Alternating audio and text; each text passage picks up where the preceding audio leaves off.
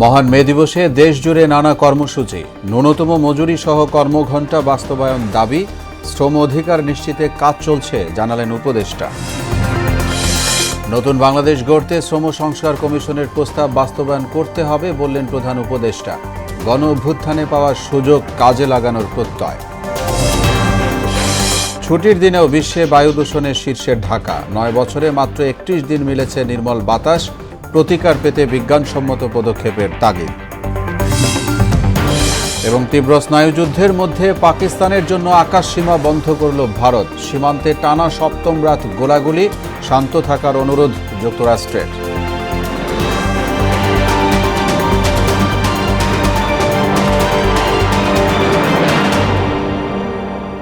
আসসালামু আলাইকুম। আমন্ত্রণ মোহনা সংবাদে। এতক্ষণ শুনছিলেন শিরোনাম, সঙ্গে আছি মোহাম্মদ ওয়ালিউল্লাহ। এবার বিস্তারিত। শুরুতেই মহান মে দিবস প্রসঙ্গ।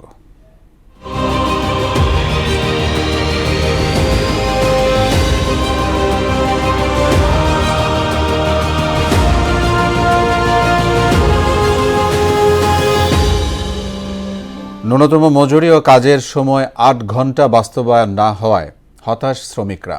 আর পুরুষের চেয়ে কম মজুরি নারীদের ক্ষেত্রে এমন বৈষম্য দীর্ঘদিনের। রাজধানীতে মে দিবসের র্যালিতে অংশ নিয়ে এসব অভিযোগ করেন শ্রমিকরা। এ খাতের বৈষম্য দূর করার উদ্যোগ নেওয়া হয়েছে বলে জানান শ্রম ও কর্মসংস্থান উপদেষ্টা। রেজা খানের রিপোর্ট। মহান মে দিবস উপলক্ষে বর্ণাঢ্য র্যালি শুরু হয় মানিক মিয়া অ্যাভিনিউ থেকে। এতে অংশ নেন শ্রম ও কর্মসংস্থান উপদেষ্টা এম সাখাওয়াত হোসেন সহ খাত সংশ্লিষ্টরা। কর্মক্ষেত্রে দুর্ঘটনায় মৃত্যুতে ২ লাখ টাকা ক্ষতিপূরণ শ্রমিকের জীবনের মূল্য হতে পারে না উল্লেখ করে নানা বৈষম্যের কথা তুলে ধরেন শ্রমিকরা। জাতীয় যে নিম্নতম যে মজুরি ঘোষণা করা সরকার, সেটা কিন্তু এখন পর্যন্ত বাস্তবায়ন হয় নাই। আপনার 11 ঘন্টা 12 ঘন্টা যত ঘন্টা ডিউটি হোক, কিন্তু ওভারটাইম সেখানে অ্যাড করে না। শ্রমজীবী মানুষকে যেন স্বাস্থ্য নিরাপত্তা এবং বিভিন্ন বিষয়ে যেন সরকার অবশ্যই পদক্ষেপ নেয়। আর নারীদের বেশি হতাশা মজুরি বৈষম্য নিয়ে। 23,000 টাকা, সেই জায়গায় নিম্নতম মজুরি হয়েছে 12,500 টাকা।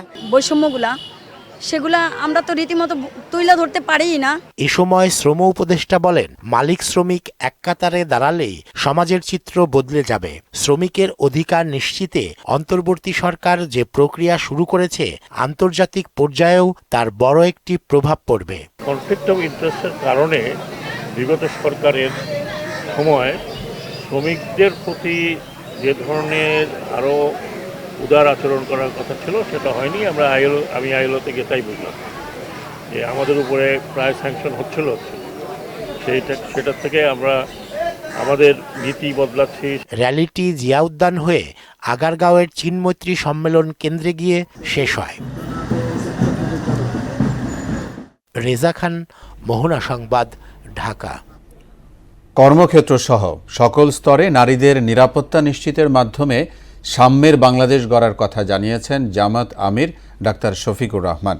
রাজধানীর পুরনো পল্টনে শ্রমিক দিবস উপলক্ষে শ্রমিক কল্যাণ ফেডারেশন আয়োজিত সমাবেশে তিনি এ আহ্বান জানান। সমাবেশে বক্তারা বলেন, ইসলামিক শাসন ব্যবস্থা ছাড়া শ্রম নীতি বাস্তবায়ন সম্ভব নয়।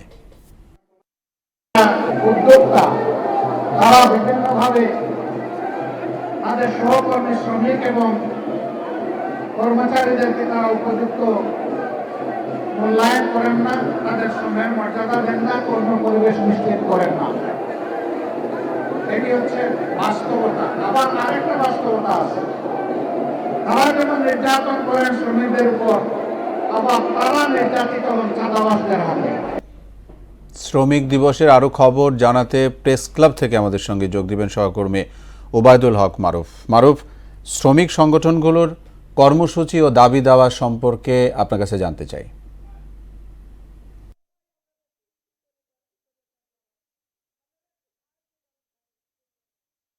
অলি, এই মুহূর্তে আমি রয়েছি রাজধানীর প্রেস ক্লাবের সামনে, জাতীয় প্রেস ক্লাবের সামনে। আজ এই মহান মে দিবসকে ঘিরে নানা কর্মসূচি পালিত হচ্ছে। আপনি জেনে থাকবেন যে বাংলাদেশ সহ বিশ্বের প্রায় ৮০টি দেশে এই মহান মে দিবস জাতীয়ভাবে পালিত হচ্ছে। এই মহান মে দিবসে এবারের প্রতিপাদ্য হয়েছে শ্রমিক মালিক এক হয়ে গর্ব এদেশ নতুন করে।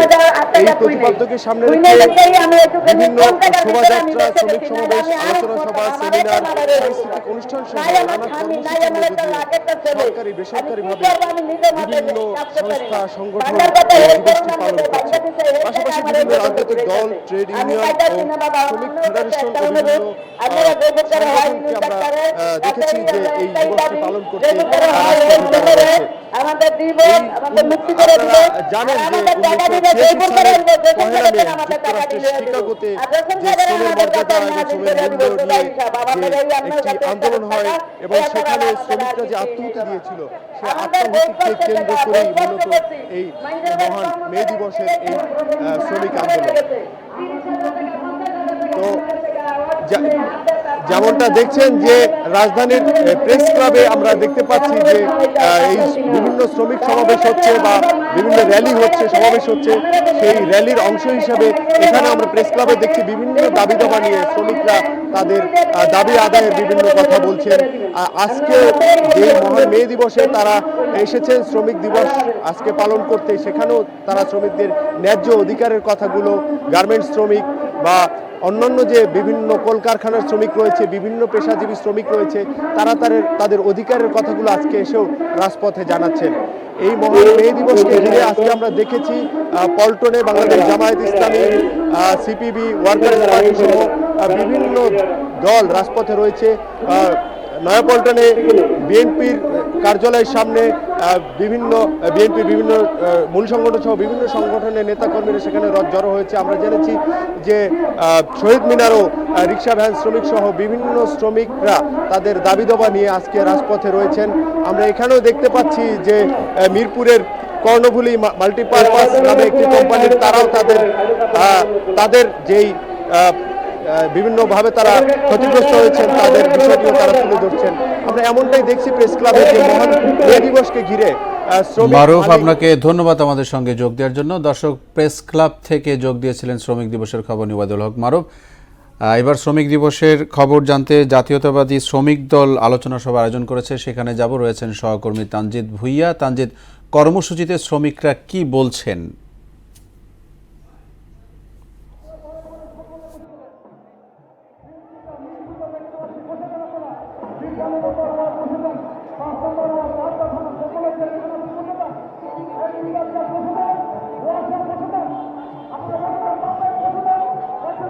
ধন্যবাদ। আপনি জানেন যে আমি এখন আছি আজকের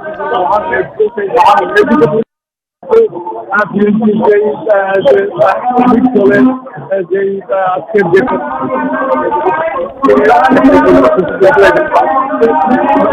দেখাতে চাই যে এখানে ঢাকা সহ ঢাকার আশেপাশের বিএনপি বিশেষ করে শ্রমিক দলের নেতা কর্মীরা এখানে কিন্তু শ্রমিক দলের নেতা কর্মীরা কিন্তু সকাল থেকে জড়ো হতে শুরু করেছে।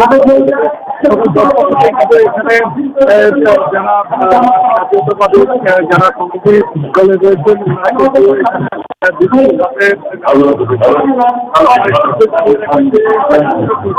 গান পরিবেশন করছেন। আমরা আরেকটি বিষয় জানিয়ে রাখি যে এখানে আজকে প্রধান অতিথি হিসেবে যুক্তরাজ্য থেকে যুক্ত হওয়ার কথা রয়েছে বিএনপির ভারপ্রাপ্ত চেয়ারম্যান তারেক রহমান। এবং আরেকটি বিষয় আমি জানিয়ে রাখি, এখানে বিএনপি মহাসচিব সহ বিএনপির যে স্থায়ী কমিটির বিভিন্ন পর্যায়ের নেতৃবৃন্দরা কিন্তু এখানে বক্তব্য রাখার কথা রয়েছে।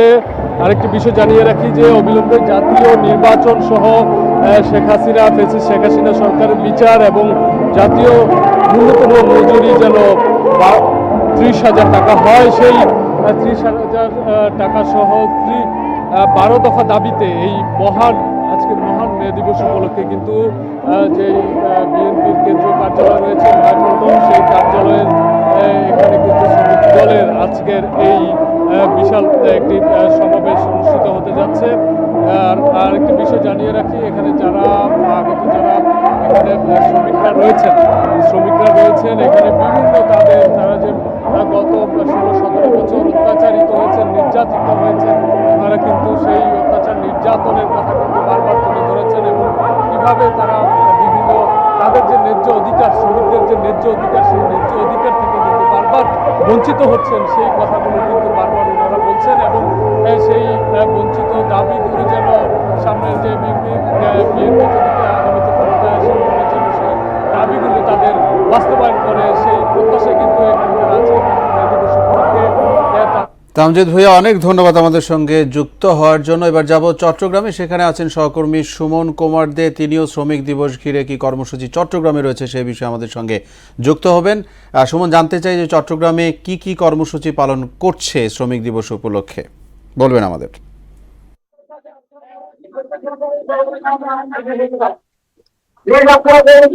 আমি এই মুহূর্তে রয়েছি চট্টগ্রামের টাইগার বাস মোড়ে। আজকে যে মে দিবস, অর্থাৎ আমরা সকাল থেকে চট্টগ্রামে দেখেছি যে শ্রমিক সংগঠনগুলো রয়েছে চট্টগ্রাম শহরে বিভিন্ন জায়গায় কিন্তু আলাদা আলাদা তারা পালন করছেন এবং সমাবেশ এবং বিভিন্ন জায়গায় কিন্তু এই যে র্যালি করেছেন। এবং আমরা সকাল থেকে দেখেছি বিশাল মিছিল বের করা হয়েছে বিভিন্ন সংগঠনের উদ্যোগে। এই মুহূর্তে আমি যে স্থানে রয়েছে এখানে যে হালকা মোটরযান ফেডারেশনের উদ্যোগে কিন্তু এখানে সমাবেশ অনুষ্ঠিত হয়েছে। কিছুক্ষণ আগে চট্টগ্রাম সিটি কর্পোরেশনের মেয়র উপস্থিত ছিল। এই মুহূর্তে তারা একটি মিছিল নিয়ে নিউ মার্কেটের দিকে যাচ্ছেন এবং চট্টগ্রামের যে শ্রমিক সংগঠনগুলো রয়েছে তারা কিন্তু এই যে সমাবেশের মাধ্যমে তারা বলছেন বিগত যে সরকার ছিল অর্থাৎ প্রতি বছর যেই শ্রমিক দিবস আসে তারা পালন করে, কিন্তু শ্রমিকদের যেই অধিকার আদায়ের কোনো সরকার কিন্তু বাস্তবায়ন করেনি। তাদের এইবারের আশা যে অন্তর্বর্তীকালীন সরকার রয়েছে তারা এই সরকারের আমলে শ্রমিকদের যে আদায় সেটি কিন্তু ন্যায্য আদায় কিন্তু তারা বাস্তবায়ন করবে। যেমন এই 8 ঘন্টা তারা যে শ্রম দেবেন এবং তাদের যে মজুরি এবং মালিকের সাথে যারা শ্রমিক রয়েছে তাদের যে এই দূরত্ব অর্থাৎ সেটি কাটিয়ে উঠবেন। আচ্ছা, আজকে তো আপনারা এই যে শ্রমিক দিবস পালন করলেন বা প্রতি বছরই করেন, কিন্তু আপনাদের অধিকারগুলো কতটুকু বাস্তবায়ন হচ্ছে? এখানে যতগুলো সরকার এসেছে আমাদের শ্রমিক এবং শ্রমিকদের কোনো দাবি দেওয়া তেমন সেরকম পূরণ হয়নি। যেমন শ্রমিকদের ন্যায্য দাবি ছিল 8 ঘন্টা ডিউটি গার্মেন্টসে, এখন 12 ঘন্টা ডিউটি করার পরে তারা ডিউটিটা বুঝে নেয়। 8 ঘন্টা ডিউটি এখনো পর্যন্ত হয় না। এবং সিএনজির ব্যাপারে প্রত্যাশাটা কি এইবার?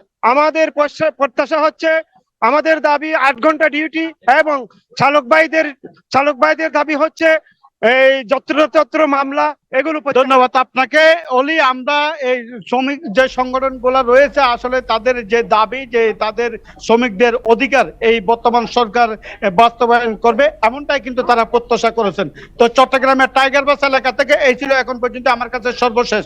অলি, সুমন, ধন্যবাদ আপনাকে। সুমন কুমার দে বলছিলেন চট্টগ্রাম থেকে। নতুন বাংলাদেশ গড়তে শ্রম সংস্কার কমিশনের প্রস্তাব বাস্তবায়ন করতে হবে বলে মনে করেন প্রধান উপদেষ্টা প্রফেসর মোহাম্মদ ইউনূস। দুপুরে চীনমৈত্রী সম্মেলন কেন্দ্রে মে দিবস উপলক্ষে আয়োজিত অনুষ্ঠানে তিনি বলেন, এবারের পহেলা মে ভিন্ন। জুলাই গণ অভ্যুত্থানের মাধ্যমে যে সুযোগ সৃষ্টি হয়েছে তা কাজে লাগিয়ে শ্রমিকদের জীবনমান উন্নয়ন করতে হবে। এটি করতে না পারলে নতুন বাংলাদেশের স্বপ্ন পূরণ হবে না। এই দেশকে নতুন করে গড়ে তুলতে হলে ঐক্য, পারস্পরিক শ্রদ্ধা এবং আস্থার পরিবেশ সৃষ্টি করতে হবে।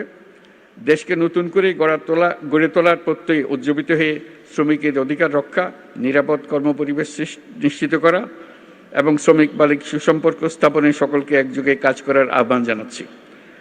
আমরা যদি ঐক্য ও সহযোগিতার ধারা অব্যাহত রাখি তাহলে জুলাই আগস্টের ছাত্র শ্রমিক জনতার গণ অভ্যুত্থানের মাধ্যমে বৈষম্যহীন নতুন বাংলাদেশ গড়ার স্বপ্ন শুধু স্বপ্ন নয়, বাস্তব হবে। শ্রমিকদের কম মজুরি দেওয়ার ক্ষেত্রে দক্ষিণ এশিয়ায় তৃতীয় স্থানে থাকা বাংলাদেশে অনেক ক্ষেত্রেই বাড়েনি পারিশ্রমিক।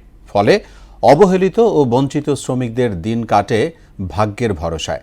উৎপাদনশীলতা ও মূল্যস্ফীতির সঙ্গে কাজের ধরন বিবেচনায় ন্যূনতম মজুরি নির্ধারণের দাবি জানিয়েছেন শ্রমিকরা। শ্রমমূল্য নিয়ে আরিফ রহমানের ক্যামেরায় উষা ফেরদৌসের 3 পর্ব ধারাবাহিক প্রতিবেদনের শেষ কিস্তি আজ। রফিকুল ইসলাম বয়স 70-এর কোটায় রাজধানীর গাবতলীতে তুরাগ নদী তীরে ইট ও পাথর ভাঙার কাজ শুরু করেন 13 বছর বয়সে। 57 বছরে বদলেছে সময়, বদলেছে অনেক সরকার, কিন্তু ভাগ্য বদলায়নি রফিকুল ইসলামের। আগে তো ধরেন 60 পয়সা ভেড়া ভাঙছিলাম পাথর, আর 5 টাকা ভাঙছি রে অন্তত ধরেন এক বস্তা ভাঙি 50 টাকা 60 টাকা অন হেজুন তো জিনিসের দাম কম আছে, জিনিসের দাম বেশি। রাজনীতি অর্থনীতি যখন পুঁজিবাদের করাল গ্রাসে পড়ে যায় তখন এভাবেই শ্রমিক অধিকার উপেক্ষিত থাকে। মধ্যযুগে নির্মম দাসপ্রথা বিলুপ্ত হলেও আধুনিক যুগে তা পরোক্ষভাবে রাষ্ট্র ও সমাজে জেগে আছে। আমরা এখানে কাজ করি 11 ঘন্টা 12 ঘন্টা, মজুরি পাই 900 1000 1100 এরকম পাই। আমাদের 12 ঘন্টা 5টায় ধরছি, আবার 6টায় ছাড়বো। 12 ঘন্টার পরে কাজ করার পরে 550 টাকা কাম করবে, টাকা পাইবে, কাম নাই টাকা দিব না। 40 মাসেরও বেশি সময় ধরে শ্রমিকের প্রকৃত মজুরি কমছে, খরচের সঙ্গে তাল মিলিয়ে বাড়েনি আয়। তাই দরিদ্র সীমার নিচে থাকা মানুষের সংখ্যাও বাড়ছে হু হু করে। কি করুম, আল্লাহ গরিব বানাইছে, এই কাজে করতে হয়, করার তো আর কিছু নেই। 8 ঘন্টা না, আমাদের 12 ঘন্টায় ডিউটি। 4টা দড়ি 5টা শাড়ি, 13 ঘন্টা কাম হয়।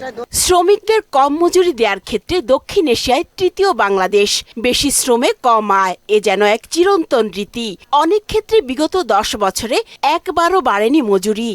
এই যেই আছে এরকমই, মজুরি তো বাড়ে না। প্রোডাকশনের কাজ কোনো ছুটি নাই আমাদের, নিজেই চলতে পারিনি, 1000 টাকা দিয়ে বাবা কি দেবো। 21 শতাব্দীতে এসেও শ্রমিকদের সামাজিক মর্যাদা নিশ্চিত হয়নি। 1886 সালের 1 মে 8 ঘন্টা শ্রমের দাবিতে আন্দোলন করলেও এখনো শ্রমিকরা কাজ করেন দৈনিক 13 থেকে 15 ঘন্টা।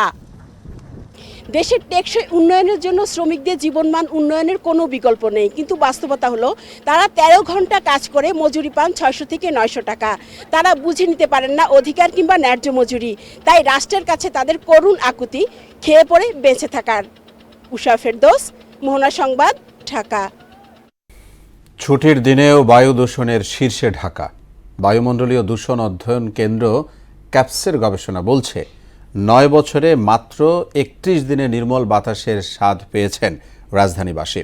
এমন পরিস্থিতিতে স্বাস্থ্য ঝুঁকির কথা বলছেন বিশেষজ্ঞরা। দূষণ প্রতিরোধে কেবল সচেতনতা নয়, বিজ্ঞানসম্মত নীতি গ্রহণে সরকারকে পরামর্শ দেন তারা। উষা ফেরদৌসের আরেকটি রিপোর্ট। গেল কয়েক বছর ধরেই বিশ্বের শীর্ষ দূষিত শহরের তালিকায় থাকছে রাজধানী ঢাকার নাম। এবার বৈশাখের শুরু থেকে বিভিন্ন অঞ্চলে বৃষ্টি হলেও থেমে নেই বায়ু দূষণ। বৃহস্পতিবার বিশ্বের 125 শহরের মধ্যে সবার শীর্ষে ঢাকা।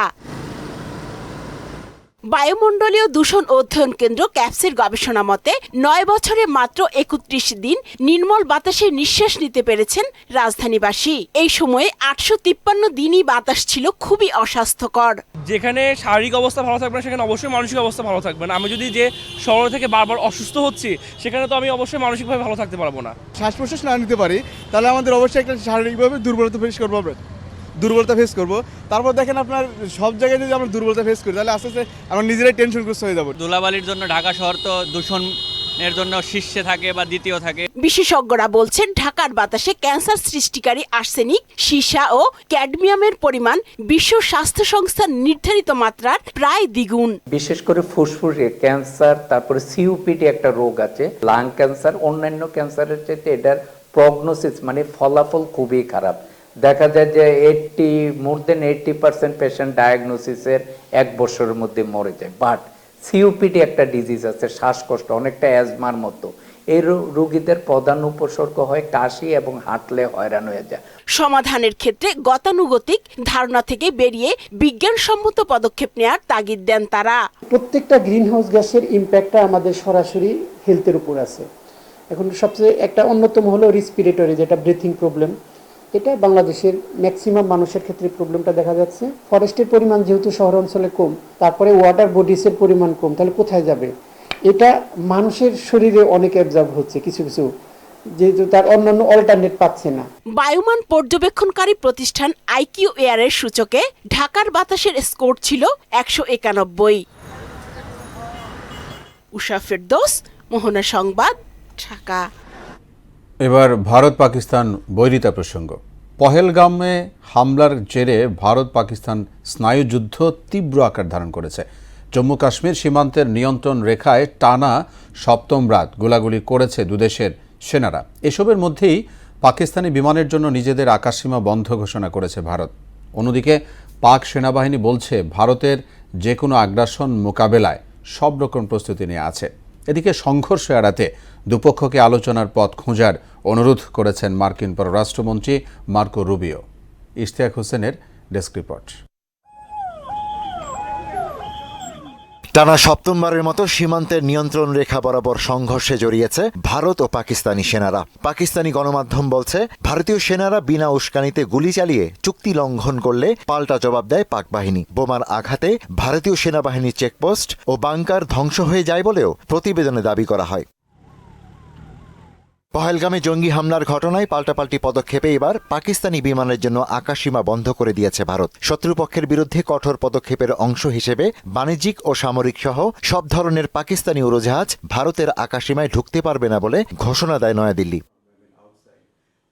ভারতের নানান উস্কানিমূলক কর্মকাণ্ডের জবাবে পাক সেনাবাহিনী বলছে, যে কোনো আগ্রাসন মোকাবেলায় সব রকম প্রস্তুতি নেওয়া আছে। ধৈর্যের বাঁধ ভেঙে গেলে ভারতকে পস্তাতে হবে বলে হুঁশিয়ারি করে দিয়েছেন পাকিস্তানের সেনা কর্মকর্তারা।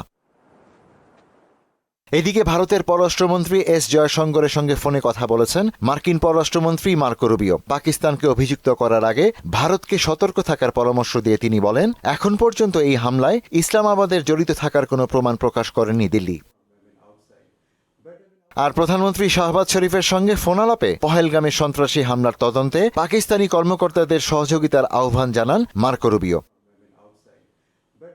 ইশতিয়াক হোসেন, মোহনা সংবাদ। শুরুতে দেশের বাইরের খবর। যুক্তরাষ্ট্রের সঙ্গে খনিজ চুক্তি স্বাক্ষর করেছে কিয়েভ। এতে ইউক্রেনে অগ্রাধিকারমূলক প্রবেশাধিকার সহ কিয়েভ পুনর্গঠনে বিনিয়োগ করবে ওয়াশিংটন। ভূগর্ভস্থ সম্পদের মালিকানা থাকবে ইউক্রেনের হাতে। তবে দুদেশের জন্য একটি যৌথ তহবিল গঠনের পাশাপাশি এর থেকে প্রাপ্ত আয় সমানভাবে ভাগ হবে বলে চুক্তিতে উল্লেখ করা হয়। বুধবার ওয়াশিংটনে এই চুক্তিতে স্বাক্ষর করেন যুক্তরাষ্ট্রের ও ইউক্রেনের অর্থমন্ত্রীরা। গাজা ইসরায়েলি হামলায় একদিনে আরও ৩৫ ফিলিস্তিনি নিহত হয়েছেন, আহত শতাধিক। এ নিয়ে ৫২,৪০০তে উন্নীত হয়েছে প্রাণহানি। এদিকে ইতিহাসের সবচেয়ে বড় দাবানলের কবলে পড়েছে ইসরায়েল। এরই মধ্যে জেরুজালেমের বিভিন্ন অংশে আগুন ছড়িয়ে পড়েছে। স্থানীয়দের সরিয়ে নেওয়ার পাশাপাশি একটি প্রধান মহাসড়ক বন্ধ করে দিয়েছে কর্তৃপক্ষ। আগুন নেভাতে গ্রিস, সাইপ্রাস, ক্রোয়েশিয়া, ইতালি সহ আন্তর্জাতিক সহায়তার আবেদন জানিয়েছে তেল আবিব।